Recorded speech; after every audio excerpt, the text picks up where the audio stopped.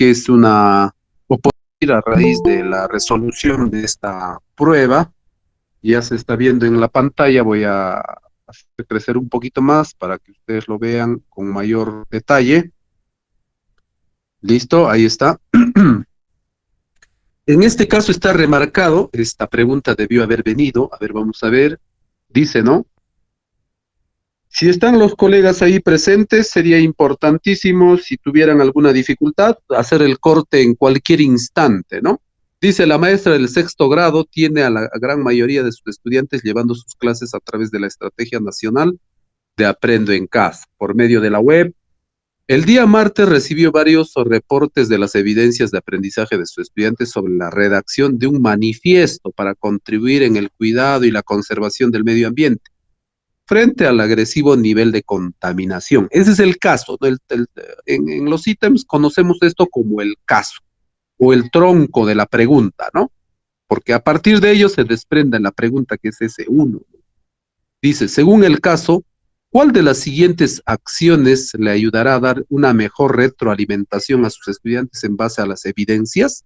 Entonces, lo primero que hay que detectar en el caso es la evidencia, ¿no? ¿Qué le ha pedido el maestro y cuál sería la forma de cómo retroalimentar? Entonces, detectamos en el caso, dice, ¿no? La maestra del sexto grado tiene a sus estudiantes llevando en este caso las clases de Aprendo en Casa vía web. El medio es la web. Y el día martes recibió varios reportes de las evidencias de aprendizaje de sus estudiantes sobre la redacción de un manifiesto, dice, ¿no? Para contribuir en el cuidado y conservación del medio ambiente frente a la... Entonces, vamos a ir viendo cuál sería la mejor forma de efectuar el análisis de estas evidencias. Vamos a ver, ¿ya? Entonces, la A decía ordenar las evidencias considerando ciertas características y comparar unas con otras para saber el nivel de la ejecución de las redacciones. ¿Eso sería una buena evidencia? No, no, no nos parece, ¿no? La B, organizar las evidencias, efectuar un análisis, sistematización de las evidencias de aprendizaje en base a los criterios de evaluación. Ya está remarcado aquí, en este caso, tendría que ser la B. Y la tercera que hemos planteado fue como alternativa, digamos, de una alternativa adicional a esta pregunta, pudo haber sido la siguiente, ¿no? Una vez recibir las evidencias, elaborar criterios comunes para valorarlas y determinar las dificultades de cada estudiante. La pregunta era, ¿no? ¿Cuál de las siguientes acciones le ayudaría a dar una mejor retroalimentación? Entonces, recuérdense, colegas, cuando hemos revisado el PPT de retroalimentación, decíamos que habían pasitos que hay que seguir en la retroalimentación. Entonces, antes de retroalimentar, nosotros recogemos las evidencias, ¿no? Las organizamos. Del conjunto de evidencias que nos reportan los chicos, lo primero que hacemos es organizar esas evidencias. ¿Cuáles son los que nos pueden servir y cuáles no? Luego hacemos un análisis y sistematización de las evidencias. Quiere decir que tenemos que ver esa evidencia que nos han enviado y después de verlo, lo observamos, lo analizamos y sistematizamos en qué partes podría tener alguna dificultad el estudiante respecto a los criterios planteados, pues, ¿no? Y finalmente, esta evidencia tenemos que valorar en base a los criterios que nosotros hemos enviado antes. Entonces, en el ejemplo claro sería así, ¿no? Primero el profesor lo que hace es decirle a los chicos, chicos, me van a enviar unas evidencias, las evidencias que envían los estudiantes, lo organiza, discrimina algunas que no son buenas, las buenas, coge las buenas y efectúa en función a esta evidencia el análisis respectivo. Inclusive en la sistematización ya está incluido el tema de la interpretación, ¿no? Porque tienes que interpretar dónde puede tener errores los estudiantes o errores reiterativos, y sobre esa base haces alguna valoración, ¿no? Y para valorar usas los criterios. Entonces, la B era la que se prestaba con mayor, digamos, énfasis para hacer una buena retroalimentación, porque finalmente la retroalimentación son el conjunto de preguntas que tú haces en base a las valoraciones, en base a los nudos críticos que has detectado en las evidencias, ¿no? Esa es un poco la respuesta aquí en la pregunta 1. Vamos a pasar a la pregunta 2. Vamos a explicar también, parecido a esa, vamos a ver. Dice, María es docente del tercer grado y en la sesión de aprendizaje del área de matemática tiene el propósito de que sus estudiantes aprendan a resolver problemas de cantidad de diferentes tipos. Pues aquí ya nos muestra que lo que la profesora quiere es que los chicos resuelvan problemas de cantidad. Ya uno cuando revisa la matriz de competencias, capacidades, se va a dar cuenta que son problemas de la competencia uno. Y le pone todavía un ejemplo, ¿no? A ver, el ejemplo que le pone, o sea, al resolver el problema de cantidad, dice, ¿no? Debe ser este tipo de preguntas, ¿no? O este tipo de problemas. Ana compró 8 manzanas, 2 plátanos, 5 rabanitos. Para la ensalada de frutas del día, ¿cuántas frutas compró Ana? Entonces aquí, por ejemplo, en el tema, en este problema, tiene que haber una discriminación, ¿no? Nos pide resolver frutas, es decir, lo que le está preguntando a Ana es cuántas frutas compró Ana, no necesariamente todo lo que ha comprado, sino hay que discriminar de cuáles son frutas, ¿no? Entonces, en este caso, las frutas son manzanas y plátanos. ¿Y cuál es la pregunta a partir de este caso, no? Dice lo siguiente. Bueno, ya está remarcado la respuesta, pero vamos a ir viendo por qué es esa respuesta, ¿no? Porque es importante no decir nomás, no, esta es la respuesta y ahí se queda, no se trata de eso. Se trata de ver por qué esto puede ser la respuesta. La pregunta es, ¿cuál es el grupo de preguntas que pueden apoyar a que el estudiante recupere sus saberes previos para resolver el problema? Aquí no hablamos de muchas preguntas que puede hacer la maestra, sino principalmente cuáles apuntan a recoger saberes previos de los estudiantes referidos al problema planteado. Dice que la A es la respuesta correcta, ya está pintado con negrita. La pregunta sería, ¿no? Si yo fuera profesor, le diría, a ver chicos, ¿alguna vez resolvieron problemas de este tipo? ¿Qué creen que debemos hacer para resolver el problema? ¿De qué creen que tratará el problema? Supuestamente esa es digamos, la premisa o el conjunto de preguntas que son más próximas para recoger saberes previos. ¿Qué dice la B y la C? ¿Y por qué no pueden ser esas? Vamos a ir discriminando. La B dice, ¿qué material puede ayudar a resolver el problema? Segunda pregunta, ¿qué tipo de problemas es? Y tercera, ¿debemos organizarnos para resolver el problema? Entonces, aquí no tiene nada que ver con saberes previos. Saberes previos tiene que ver mucho con el asunto de saber antes de, quiere decir, para resolver ese problema, ¿qué requiero? ¿Qué tipo de saberes requiero? ¿No? Entonces, no podría ser, por ejemplo, organizarnos para resolver el problema, que nada tiene que ver con el tema de saberes previos, ¿no? La C dice, ¿no? ¿Cómo es el problema? ¿Creen que es suma o resta? Decía, ¿no? ¿Cómo es el problema? Dice. ¿Creen que es suma o resta? ¿Será fácil este problema para resolver usando materiales? Nada tiene que ver esto, ¿no? ¿Será fácil este problema para resolver usando materiales? Nada tiene que ver con saberes previos. Entonces, el grupo de preguntas que más se asocian, recuérdense que saberes previos tiene dos implicancias, ¿no? Por un lado, tiene que ver con qué cosas he visto antes de resolver este problema, qué problemas vi que son parecidos, ¿no? El tema de parecido. Yo, por ejemplo, no hay un ejemplo así claro, si ya vi alguna vez algún carro, digamos, con como una camioneta, ¿no? Que nunca había visto, pero vi en algún momento. Entonces, cuando vuelves a ver una camioneta parecida, dices, no, esta camioneta ya lo he visto antes, ya tienes en tu esquema. Eso mismo pasa cuando tú le preguntas en la respuesta A, dice, ¿no? ¿Alguna vez resolvieron problemas de este tipo?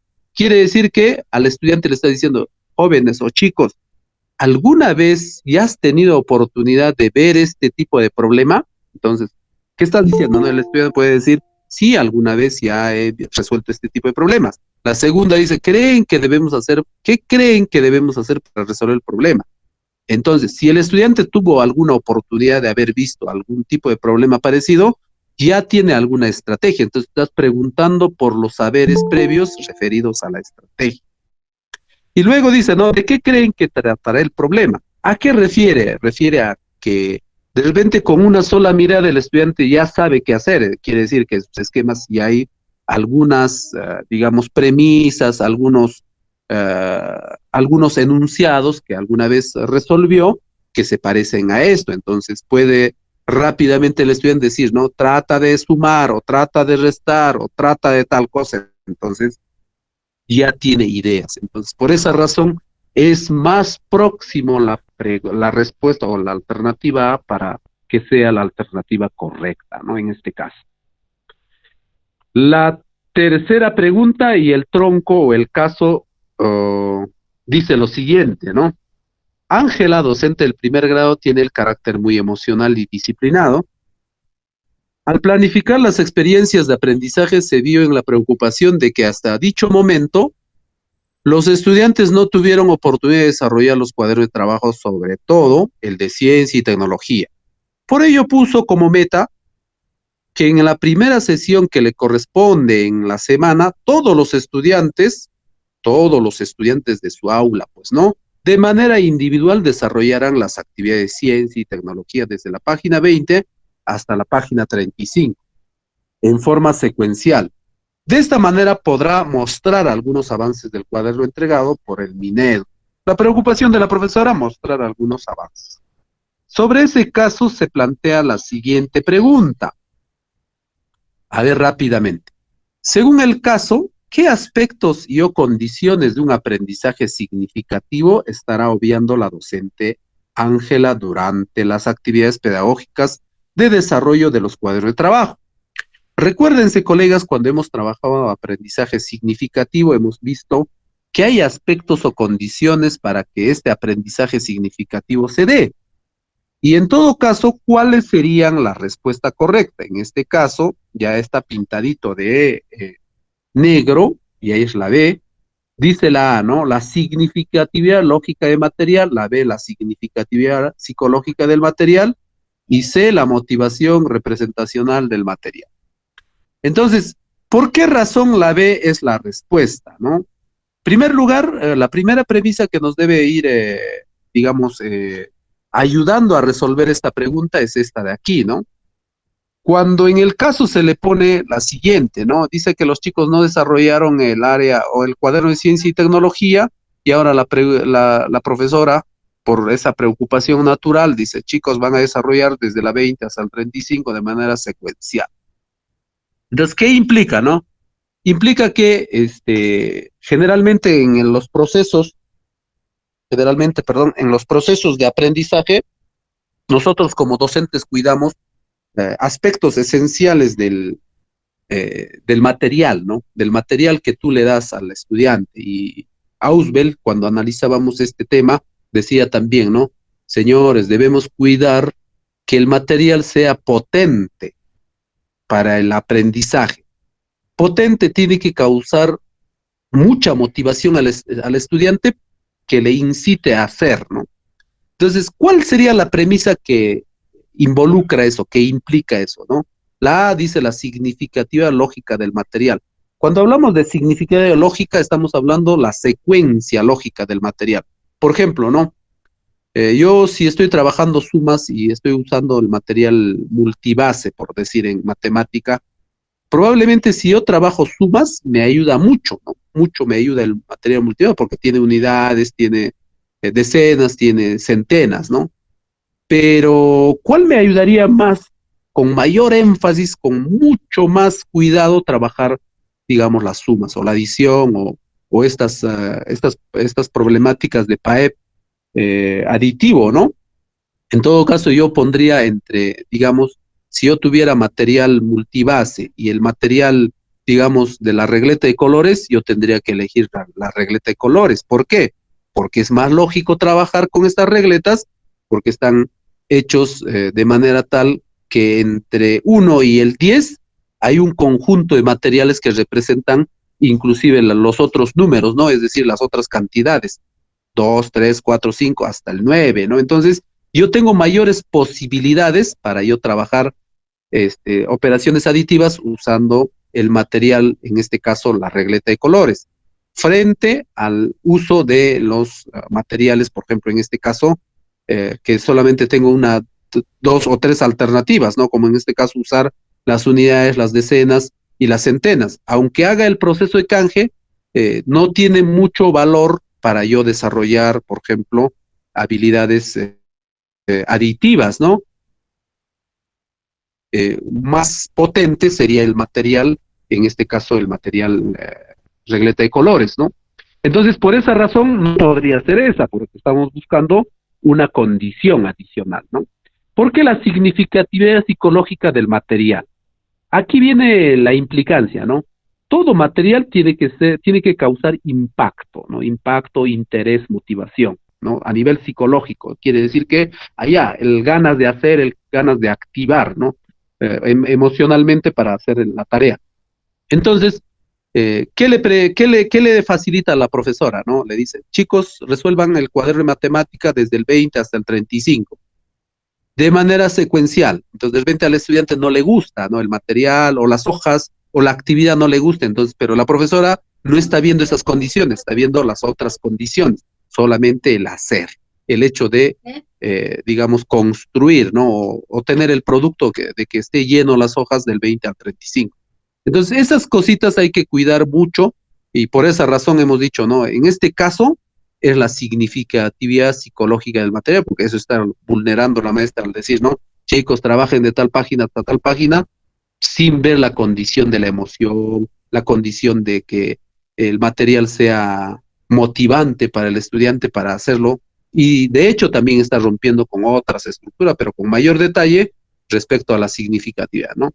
La C dice la motivación, representación del material, podría ser, pero en realidad en las condiciones que se definen en el aprendizaje significativo, no hay eso, ¿no? No existe, en todo caso era un distractor lejos, solamente por ponerlo, ¿no? Tenemos tres cosas, ¿no? El interés, la significación psicológica y la significación lógica del material, ¿no? Luego tenemos otro caso, no sé si hasta hay alguna pregunta de los colegas que están presentes. Sería importante también recibir de repente alguna duda, ¿no? Para ir explicando. En el caso 4 dice el profesor Jaime, docente del tercer grado, dice que el juego es una oportunidad de aprendizaje para los estudiantes del primer grado, ¿no? ¿Quién no sabe? Jaime, igual como un docente de primer grado, sabe que el juego es importantísimo porque eso es lo que le abre, digamos, espacio para poder al estudiar, para que el chico de primer grado tenga un espacio, ¿no? Tenga su espacio social, digámoslo así. Por ello, ha visto por conveniente desarrollar la competencia resuelve problemas de gestión de datos e incertidumbre a través del juego de tumbalatas. Para ello hizo conocer los materiales, las reglas, los procedimientos, etcétera, etcétera. Además, como parte del reto, asignó la tarea de registrar la información respecto a las puntuaciones y turnos a un grupo de estudiantes. Listo. O sea, Jaime hizo todo un proceso para que los chicos empiecen a jugar el juego de tumbalatas. ¿Cuál es la pregunta, no? Según ese caso presentado, dice, ¿no? ¿Qué tipo de aprendizaje significativo estaría desarrollando el profesor Jaime en las actividades pedagógicas planificadas? La respuesta es la C, ya está pintado también con negrita. A ver, vamos a ver, no sé qué pasó con mi red. Un minutito, por favor, vamos a ir arreglando esto. Un segundito nomás. Pasó algo, se desconectó. Vamos a desconectar un ratito este Meet y vamos a volver a presentarles. No sé qué pasó, pero se fue. Ya está reanudándose y efectivamente, ahí está el PPT otra vez, perdón, la prueba. Y decía, ¿no? En realidad, en esta pregunta que se plantea en este caso, la pregunta es, ¿no? Según el caso, ¿qué tipo de aprendizaje significativo estaría desarrollando el profesor Jaime en las actividades pedagógicas planificadas? Ya decía que se la C, ¿no? Que ya lo hemos pintado con negrita para aquellos colegas que por alguna razón otra alternativa, ¿no? ¿Y por qué razón es la C? La idea sería ir explicando a modo de retroalimentación. ¿Y por qué no puede ser la A, la B, no? A ver, dice, según el caso, ¿qué tipo de aprendizaje significativo estaría desarrollando el profesor Jaime? A los chicos les he invitado a jugar el juego, conocer los materiales, las reglas, los procedimientos, y como parte del reto asignó tareas para registrar las puntuaciones por turnos, ¿no? Porque está desarrollando la competencia de estadística, pues en matemáticas. Bueno, la A dice aprendizaje representacional, porque los estudiantes usan su cuerpo para representar el juego. Puede ser, colegas, porque a nivel de representación el juego es una buena estrategia para representar lo que uno quiere hacer, ¿no? Entonces, el juego de tumbalatas implica también eso, pero no es porque el aprendizaje representacional al que Ausubel detalla, básicamente tiene que ver con los dibujos, ¿no? Es decir, con cómo tú representas el escenario. Si te dicen juego, tú puedes representar niños jugando, por decir, ¿no? O cuando te dicen pelota, representas la palabra pelota. Entonces, ese es un nivel muy bajo de representación. No es en realidad el juego, no es usar procedimientos, reglas, etcétera, etcétera. No se trata de eso, ¿no? La B dice aprendizaje conceptual. Es básicamente un tipo de aprendizaje en la que las palabras tienes que definirlos tal cual indica, ¿no? Por ejemplo, cuando te preguntan qué es una regla, tú dices la regla es digamos, un útil escolar que sirve para medir, por decir, ¿no? Entonces, ese es el concepto que uno maneja, pero el juego no es un concepto, el juego es un hacer, es un procedimiento, más bien es la combinación de varias cosas, ¿no? Es la combinación de representaciones, combinación de las reglas, combinación de conceptos. Entonces, por esa razón hemos puesto que el aprendizaje proposicional es el juego en realidad, ¿no? El juego que comúnmente nosotros jugamos los chicos generalmente conocen las reglas a partir de los 7 años, más o menos, saben respetar reglas, ¿no? Hay algunos chiquitos que se demoran más tarde, pero la lógica es que casi antes de los 7 años, 6, 5, los niños no son capaces de reconocer reglas, los chicos son, digamos, desconocen estas reglas, ¿no? Porque su mundo social es el yo interno, es el mismo, ¿no? Por esa razón siempre decimos que el niño es egocéntrico, por ejemplo. Pero después de los 7 años viene la construcción más, digamos, más lógica, y lo social cobra vida, por lo tanto ya respetan las reglas, los acuerdos comunes, la regla de convivencia, etcétera, etcétera, ¿no? Por esa razón, el juego, después de los 7 años, ya viene a ser como una acción combinatoria entre lo representacional y lo conceptual, ¿no? Y la actividad misma, la ejecución de esta competencia, ¿no? Entonces, por esa razón, es la C, un aprendizaje proposicional, porque combina relaciones, etcétera. Además, en el caso ya decía, ¿no? Que le da a conocer los materiales, las reglas, los procedimientos. Además, como reto le asigna la tarea de hacer las puntuaciones, ¿no? En graficar o anotar las puntuaciones. Entonces, esa es un poco la dinámica de esto, y tiene que estar claro y por qué razón sí es y por qué razón no es, ¿no? Bueno, tenemos luego el caso número 5, y en el caso 5 dice lo siguiente, ¿no? Susana, docente del sexto grado, es muy respetuosa, reconocida y valorada en la escuela por la forma de cómo abordar las actividades pedagógicas. En las escuelas tenemos ese tipo de maestros, ¿no? Son tantísimos maestros que tienen ese respeto reconocido y valorado, ¿no? Ella tiene el propósito de que sus estudiantes hagan un proyecto de pintura sobre el arte de la época de la colonia. Por ello llevó al aula un lienzo de la época de la escuela cusqueña, escogiendo para ello la pintura con rasgos difíciles para generar mayor dificultad en sus estudiantes. La tarea asignada es que los estudiantes puedan reproducir la pintura, ¿no? Entonces aquí hay un caso muy complejo. La profesora le da una tarea de que copien, pues, ¿no? Una pintura de la escuela cusqueña, digamos, digamos, una pintura de los años 1700, 800 más o menos, ¿no? Y al final le dice, no, la tarea asignada es que los estudiantes puedan reproducir la pintura. ¿Cuál es la pregunta, no? 5 dice, ¿qué tipo o nivel de demanda cognitiva estará desarrollando la docente Ana en el desarrollo de las competencias de arte y cultura? Dice, ¿no? La pregunta es muy simpática, ¿no? Porque te pide, miren, en las pruebas que tenemos aquí del ministerio, mucho les va a venir el tema de baja, alta demanda, hay que saber reconocer en el currículo nacional, cuando tengamos que retar a los estudiantes con preguntas, si esas preguntas que estamos haciendo, las tareas que estamos involucrando al estudiante, son de alta o de baja demanda cognitiva. En este caso, pareciera que fuera de alta demanda, ¿no? Pareciera porque copiar una pintura de un excelente de un excelente pintor, obviamente de alguna forma ya es un trabajo, una actividad compleja, ¿no? Difícil, vamos a decirlo. A ver, el asunto es que la respuesta es la A, ¿no?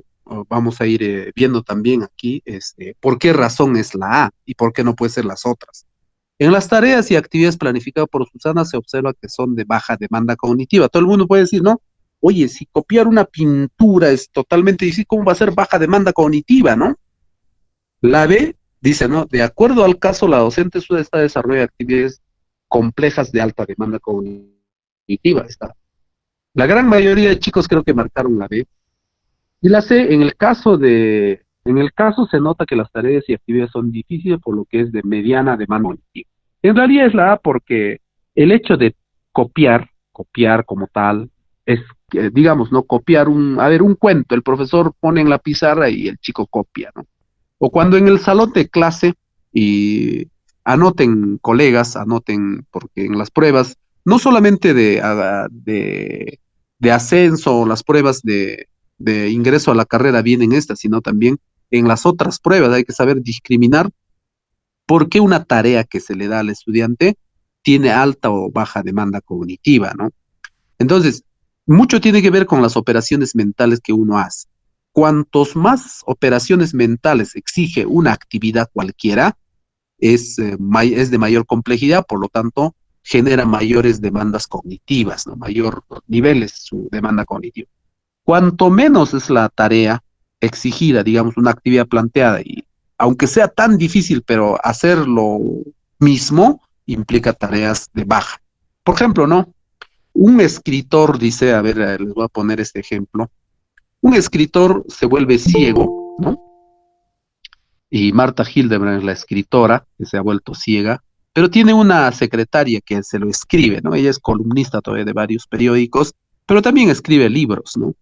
Entonces, esta señora lo que hace es dictarle a su secretaria todo lo que ella debía escribir, porque ya no puede ver, pues no puede escribir, ¿no? Entonces, ¿qué hace la chica? Obviamente, la secretaria produce un conjunto de textos, ¿no? Entonces, aquí, ¿qué es lo que está pasando? ¿Quién es el que está haciendo ejercicios de alta y baja demanda? En el caso de Marta Hildebrand, de hecho, Marta Hildebrand está haciendo ejercicios de alta demanda cognitiva, mientras la señorita lo único que está haciendo es redactar, copiar lo que le dicta, ¿no? Entonces, ahí el nivel de demanda cognitiva que desarrolla la secretaria es de copiar. La otra señora de relacionar, de integrar, de resumir, está haciendo todas las tareas de alta demanda cognitiva, ¿no? Pasa lo propio aquí, ¿no? Yo voy a copiar una pintura cualquiera, es como cuando yo llevo y le grafico a los chicos, chicos van a dibujar este dibujo de la pizarra en su papel y empiezan a dibujar los chicos, ¿no? Lo único que están haciendo los chicos es copiar, ¿no? Copiar, observar y copiar, observar, copiar. Entonces son de baja demanda cognitiva. ¿Cuándo sería un poquito de mediana demanda, ¿no? Cuando a los chicos se les dice, ¿no? Traten de diferenciar los colores, traten de hacer de esta forma, miren las semejanzas, miren las diferencias, analicen la pintura, vean dónde hay algunas carencias, qué pudo haber mejorado el pintor de esta obra, ¿no? Ahí sería de mediana. ¿Cuándo sería de alta demanda cognitiva, ¿no? Cuando le dicen, ¿no? Opinen, chicos, ¿cómo es esta pintura? ¿Qué les parece, no? ¿Qué le dirían al autor si tendrían la oportunidad de evaluar? Entonces, cuando ya uno evalúa la pintura, dice, digamos, algunos atributos, algunas cualidades, ahí es cuando se convierte la actividad de alta demanda cognitiva, ¿no? Entonces, ya más o menos hay que tener claro en este sentido la copia y la reproducción, incluso en el aula cuando le decimos, chicos, subrayen las ideas que aparecen en el texto. Ese hecho de subrayar en realidad es de baja demanda cognitiva, pero cuando le dices, las ideas de mayor importancia, de mayor relevancia, cambian las cosas, ¿no? Ahí sí se vuelve de alta demanda, porque si bien es cierto, vas a hacer un ejercicio de subrayar, que es de baja, pero vas a subrayar solo las ideas más importantes, vas a discriminar de las que son irrelevantes, entonces cambian las cosas. Entonces hay que saber discriminar exactamente cuándo una operación cognitiva, una actividad implica una operación cognitiva de alta o baja demanda cognitiva. Luego tenemos el otro casito, a ver, más rápidamente voy a desarrollarlo, colegas. Dice, ¿no? Ana es docente del segundo grado del nivel primaria, es muy buena en la matemática y para el día lunes como primer día de clases tiene el propósito de que sus estudiantes desarrollen la competencia resuelve problemas de movimiento y localización. Estamos hablando de la competencia número 2. Para ello propuso la estrategia de que los estudiantes conozcan las figuras geométricas a partir de modelos concretos y puedan reproducirlo usando plastilinas, ¿no? Una vez manipulado los materiales, la docente planteó diversas actividades como colorear, marcar su nombre, buscar en el diccionario el nombre de la figura y sobre esa base, es decir, sobre este caso, se le ha planteado esta segunda pregunta, perdón, la siguiente pregunta. De acuerdo al caso, ¿qué tipo y o nivel de demanda cognitiva estará desarrollando la docente en el desarrollo de la competencia de resuelve problemas de movimiento y localización?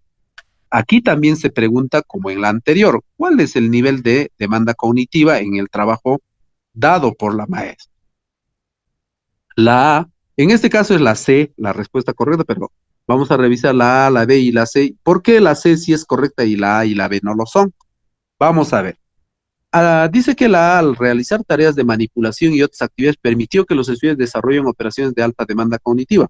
Pareciera, ¿no? Cuando nosotros en matemática le decimos a los chicos, chicos, agarren los materiales y con ello traten de resolver, pareciera eso, ¿no? De manipular, los chicos manipulan. Luego, cuando es sin dirección este tema de manipulación, los chicos lo que hacen es agarrar y hacer lo que sea, ¿no? Hacen carritos, juegan con ellos, hacen torres, etcétera, con el conjunto de materiales, ¿no? Entonces, como que no resulta, a pesar de que la manipulación puede ser una buena estrategia para la matemática, pero no genera alta demanda cognitiva por sí sola, ¿no? Discriminado, ¿por qué razón la A no lo es? No es verdadera, ¿no? La B, las actividades planificadas por la docente en el desarrollo de la competencia matemática son diversas, pero de baja demanda cognitiva. Sí, exactamente, está haciendo varias actividades de la docente, ¿no? Pero casi la gran mayoría es de baja demanda cognitiva. La C dice, al desarrollar variedad de actividades matemáticas, permitió que los estudiantes desarrollen progresivamente operaciones de mediana demanda cognitiva, ¿no? ¿Por qué? Porque efectivamente hay varias operaciones que los chicos hacen, no solamente son reiterativas, vamos a verlo. Una vez manipulados los materiales, la docente planteó diversas actividades como colorear, marcar su nombre, buscar en diccionario el nombre de la figura, etcétera, etcétera. Podría darse en algún nivel, cualquiera diría, ¿no? Sí hay cierta demanda cognitiva, sí, pues efectivamente, pero más se aproxima a actividades de baja demanda. Por alguna acción, por ejemplo, por alguna acción, tenés que puntuar como que fueran de alta demanda. ¿Por qué? Hay que ver también el por qué, ¿no? Miren, son en realidad chicos de segundo grado. A veces dependerá de los grados también el hecho de que yo le dé actividades de alta y baja. En este caso, para un chico, por ejemplo, de cuarto, quinto, sexto grado, sería de baja demanda cognitiva. Pero para un niño de segundo o primer grado, implica ya actividades un poquito de mayor demanda, pero no son tan, digamos, tan bajas como podemos decirlo, ¿no? Entonces, sí que hay cierta acción aquí, de generar algunas actividades, pero tienen que ver con demandas de mediana, ¿no? No necesariamente de alta, solo por el grado, ¿no? Luego tenemos el siguiente caso, dice, no, la profesora Giovanna es la tutora del primer grado de primaria, ella está muy satisfecha por los resultados de sus alumnos. Según la docente, los estudiantes a su cargo ya pueden leer palabras, dice, ¿no? Por ello, en la sesión de comunicación del día lunes, con el propósito de que desarrollen la competencia lee, ha propuesto la lectura de una lista de palabras que fueron aprendidas en la semana anterior. En su planificación propuso además un cuadro de criterios de evaluación con las que evaluará de manera formativa, ¿no? Le puso estos criterios, con voz clara, audible y sin distracciones. Digamos, esos criterios propuso, ¿no? ¿Quiénes son? Primer grado. Hay que ver siempre en qué grado estamos, ¿no? Entonces aquí dice, ¿no? La profesora lo que le hace es leer otra vez, volver a hacer leer aquello que ya han leído. Entonces, en este caso, la pregunta es, según el caso, ¿qué tipo de demanda cognitiva es la que está empleando la maestra en el desarrollo de la competencia lee, sabiendo que los estudiantes son de primer grado? Les decía que en la pregunta anterior, en la 6, importa también en el tema de baja y alta demanda cognitiva el nivel de grado o el nivel de estudio en el que se encuentran los estudiantes. Entonces, en este caso, las actividades de lectura, si bien es cierto, la lectura generaría una demanda cognitiva altísima, pero cuando tú le haces las preguntas correctas, ¿no? Si el chico lee un cuento, ni modo va a ser de baja demanda cognitiva, ¿no? Porque involucra también el tema de el chico detecte, digamos, tema central, cualidades del personaje, haga inferencia de efecto o opine sobre lo que está leyendo, etcétera, ¿no? Tiene muchas variables, muchas cosas que se puede ajustar. Pero cuando es una lectura por reproducción, como en este caso, de una lista de palabras que ya lo sabe el estudiante, porque en el caso dice que ya lo sabe, y eso pasa en los chicos de primer grado generalmente, ¿no? Los profesores hacen leer varias veces. Yo lo que he visto en las aulas es que casi diario hacen repasar, por ejemplo, tienen Coquito, las palabras de Coquito y le hacen repasar las palabras reiteradas veces, ¿no? Mamá, papá, nene, ¿no? Algo así. Pero eso ya no genera demanda cognitiva, ¿no? Es de bajísima demanda porque el chico lo está haciendo es reproducir, ¿no? A pesar de que la lectura es de alta demanda, por sí sola, se baja de nivel cuando uno hace repetitivo, ¿no? Es como decir, ¿no? Foto, foto, foto, foto, y ahí no hay aprendizaje, es una repetición continua, ¿no? Bueno, ya no vamos a analizar las demás alternativas. Aquí el caso es bastante sencillo de detectar, ¿no? En la 8, caso 8, dice, ¿no? La profesora Carlota, docente del sexto grado de la IE 0030 de Lima Metropolitana, es muy atenta con sus estudiantes, ¿no? En este mes, en este mes ha concluido con sus estudiantes una experiencia de aprendizaje referidos a la clasificación de los seres vivos usando como situación significativa. Hagamos un catálogo de animales invertebrados cuya hábitat sea el estanque de la escuela. Al final de la experiencia he visto por conveniente hacerles una evaluación planteándoles algunas preguntas, como dice, ¿no? ¿Qué es un hábitat? ¿Qué es un animal invertebrado? ¿Qué animales viven en el estanque? Etcétera, etcétera. Recuérdense otra vez que en este caso es sexto grado. Siempre hay que ver en qué grado le estoy planteando este caso, ¿no? Y cuál es el tipo de caso que le estoy planteando. En este caso, referido a ciencia y tecnología. Y en ciencia y tecnología siempre hay que revisar qué competencia es la que jala, ¿no? En este caso, la competencia se explica, escuchen, y eso es bueno saber, que el estudiante sepa explicar, ¿no? Mientras cuando le planteas preguntas como esta, ¿no? ¿Qué es una ávida? ¿Qué es un animal invertebrado? ¿Qué animal vive en el estanque? Das cierta información y no tanto explicar. Aquí no hay nada de explica, ¿no? Entonces, sobre esa base ya ustedes, miren, en el caso ya les da algunas ideas. Hay que saber más o menos el manejo de la competencia, el manejo de digamos, del grado, etcétera, etcétera, las características del grado, y sobre esa base uno ya predispuesto a responder, ¿no? Y recién viene la pregunta, dice, ¿no? Según el propósito del área de ciencia y tecnología y la competencia explica, ¿en qué nivel de demanda cognitiva se encuentran las preguntas planteadas por la profesora Carlota? Estas preguntas casi parecidas fueron liberadas también de la evaluación, ¿no? Sería importante que anote. Entonces, en competencia, su nombre dice, explica, si yo quiero desarrollar actividades para demanda cognitiva, quiere decir que yo haber hecho actividades explica. explica, evalúa, opina, critica, así, ¿no? Serían las actividades o las preguntas.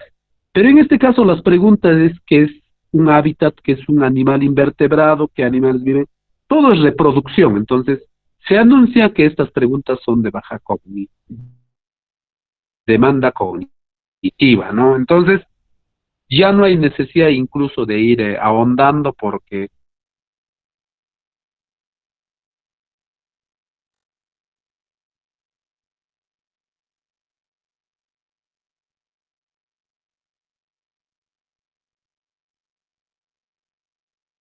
viven, cómo es ella, qué hace ella.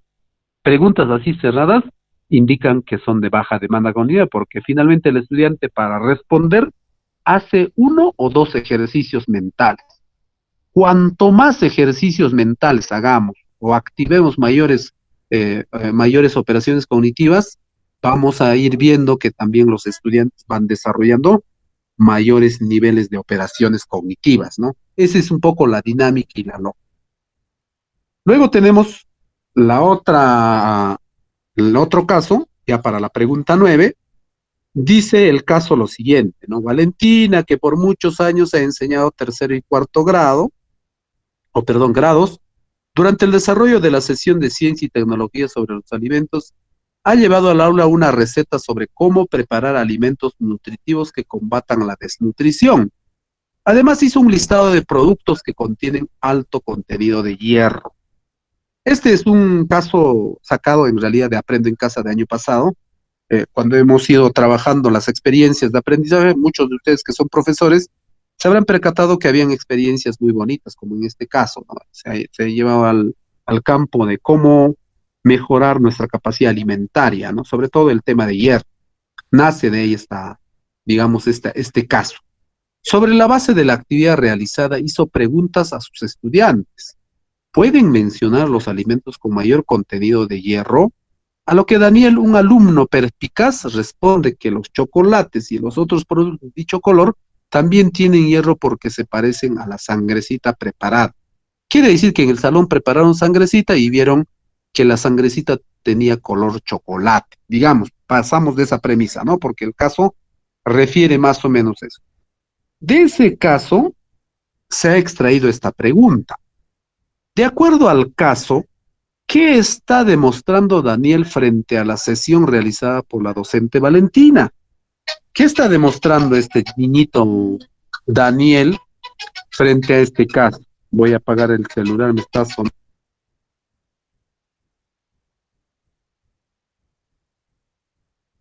Gracias, acabo de desactivar. Entonces, en este caso dice, no, la C es la respuesta correcta y ¿qué está demostrando? No está demostrando que el chico tiene conflicto porque está equivocándose, que por el color, los que se parecen del color marrón, tanto la sangrecita como el chocolate, pueden tener hierro. Entonces, la pregunta A dice, ¿no? Está demostrando un nivel de análisis y comprensión del tema. En realidad eso no es. Está analizando sí, pero no comprendiendo el tema. B, está demostrando un nivel de desarrollo de las competencias sobre los alimentos. Podría ser, está demostrando un nivel de desarrollo de la competencia. Pero, ojo, no hay competencias sobre alimentos. Las competencias son prescriptivas, ¿no? Por ejemplo, la primera competencia es genera prototipos, ¿no? La segunda es indaga, la tercera es explica. No hay competencias sobre alimentos. Entonces hay que echarle un vistazo también a las competencias que nos presenta el área de ciencia y tecnología, ¿no? La C dice, no, está demostrando un nivel de conflicto cognitivo sobre la temática de desarrollo. Sí, pues, lo que está haciendo Daniel es que tanto el chocolate como la sangrecita pueden ambos contener hierro por el color que tienen. Entonces, aquí tiene que haber básicamente un aspecto de mediación para que el estudiante salga del conflicto cognitivo en el que está. Luego tenemos en la 10 y viene la pregunta en cascada, digamos, en la secuencia de la pregunta número 9, del caso 9, dice, ¿no? En el caso anterior, ¿qué grupo de preguntas debería plantear la profesora Valentina para hacer el proceso de retroalimentación a Daniel? ¿Cuáles serían las preguntas? Hemos marcado la A. ¿Y por qué la A, no? Dice, ¿por qué crees que el chocolate puede tener hierro? La segunda pregunta, ¿qué puedes hacer para comprobar si el chocolate tiene hierro? Es buscar la información que requieres. Esas preguntas, dice, ayudarían al estudiante a resolver su problema de conflicto cognitivo. Vayamos a la B. ¿Por qué la B no puede ser la respuesta correcta y la A sí? A ver, vamos a ver. Responder a Daniel sobre sus dudas, ¿no? ¿Creen todos ustedes que el chocolate puede tener hierro? ¿Qué será el hierro? Ahí no influyes en preguntas que puedan madurar su asimilación de Daniel y pueda hacer que este Daniel salga de sus dudas. No estás generando, porque aquí dice, algún niño puede responder a Daniel sobre sus dudas. De repente un niño le responde, sí, profesor, efectivamente el chocolate sí tiene hierro. Esa no ayuda a resolver las problemáticas o las dudas o los conflictos que tiene Daniel. La siguiente pregunta, ¿creen todos ustedes que el chocolate puede tener hierro? Todos pueden decir, sí, profesor, porque es de color marrón. Tampoco resuelve su dificultad de Daniel, ¿no? Ahora, ¿qué será el hierro? El hierro es un, digamos, un componente bioquímico o químico que ayuda a que la sangre tenga consistencia o digamos, ciertos hematocitos, por decir, ¿no? Entonces, ese sería el concepto, pero ayuda a que a que Daniel salga de su conflicto, no le hay.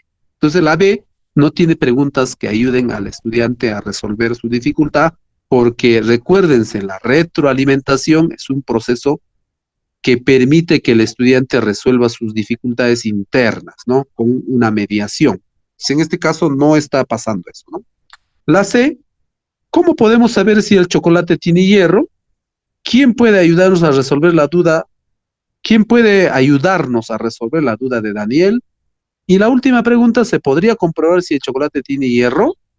Puede ayudarnos porque son preguntas potentes, pero no ayuda a que Daniel salga de su conflicto, ¿no? Entonces, por esa razón, la pregunta A, perdón, la alternativa A, en la que se supone que estas preguntas ayudan a generar disolución del conflicto, ¿no? Dice, ¿no? ¿Por qué crees que el chocolate puede tener hierro, Daniel? Entonces Daniel dice, mire, profesor, yo sé porque tienen los dos los mismos colores. ¿Y qué podemos hacer para comprobar si el chocolate tiene hierro? Ah, debe haber alguna pregunta. ¿Dónde lo puedes buscar la información? ¿Dónde puedes buscar esa información que tú crees que es? El chocolate y la sangrecita tienen hierro. Entonces, ayuda más al estudiante a buscar información para resolver su dificultad. Bueno, aquellos que han marcado esas alternativas, obviamente tienen mejores condiciones, probablemente porque estaban en la clase, o si no han estado en la clase, han ido repasando el material que se va enviando a la plataforma, ¿no? Esa sería un poco la respuesta. Muy bien, colegas, esta partecita de la prueba, casi una hora, nos ha tomado 10 preguntas, una hora para ir respondiendo. Bueno, la explicación sí puede ayudar mucho para que se genere mejores aprendizajes, ¿no? Entonces, teniendo como base esta resolución de preguntas, me queda en darles algunos tips respecto a resolver problemas, ¿no? Porque finalmente en ciencia y tecnología, en comunicación, o en comprensión lectora o en la parte curricular, en realidad lo que les plantea el caso es un problema, ¿no? El caso lo que les trae como mensaje es exactamente lo que sucede en un salón de clase cuando uno tiene dificultad. Sobre esa base, ¿cómo tú resuelves? Ese es el caso, ¿no? Disculpen, entonces, sobre esa base, la respuesta sería las ayudas que nosotros podemos indicarle después de haber resuelto tantísimas pruebas, es que ustedes lean bien el tronco, es decir, el caso, subrayen las partes esenciales del caso, ¿no? En la que les puede aportar la información, porque a veces no leemos el caso muy bien y al momento de enfrentarnos a la pregunta, como que tenemos dudas y dificultades y marcamos otra cosa, ¿no? Cuando hayas entendido muy bien el caso, recién puedes ir a la pregunta y después de haber leído la pregunta retroalimentas con el caso para buscar la alternativa correcta. Esa es un poco la dinámica de estas. Ahora, en ese proceso pueden subrayar, pueden marcar algo y eso ayuda, ¿no? A hacer que tu cerebro recuerde esa información marcada. Ahora, Cuando no estén seguros, la idea es pasarla, ¿no? Anotando que esa pregunta no lo estás resolviendo y lo harás en una segunda retroalimentación que tengas, ¿no? Entonces, esas son algunas acciones que hay que tener presentes en el momento de resolver la dificultad, en este caso la casuística, ¿no? Muy bien, hasta aquí sería la resolución, digamos, del simulacro que se ha tomado la semana antepasada o pasada, perdón, y sobre esa base también los alcances necesarios desde las teorías y cómo nosotros podemos ir ya empatando, por ejemplo, entre lo que sabemos y lo que no sabemos, para ir generándonos también algunas preguntas que pueden ayudar a resolver la dificultad o la duda, ¿no? Hasta aquí, colegas, alguna pregunta de alguien, de algún colega, está bien, de repente tienen dudas, hemos marcado aquello que no debíamos marcar, de repente por ahí alguna explicación adicional pueden exigir. Micrófono abierto, colegas, así que si alguien tiene dudas, por favor, hacer llegar en este momento. Espero unos minutitos, ¿ya?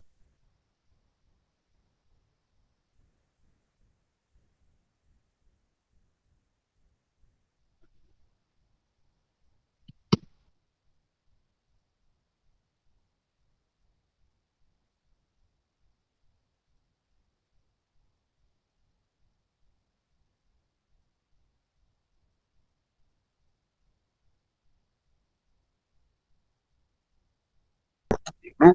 Muchas gracias, Rufo. No sé si están los colegas probablemente formándose, haciendo alusión y recibiendo también este tipo de informaciones que le van a ayudar en comprender mejor el currículo a nivel de la competencia número uno, que es resuelve el problema de cantidad, ¿no? Gracias, Rufo. No sé si estás ahí todavía.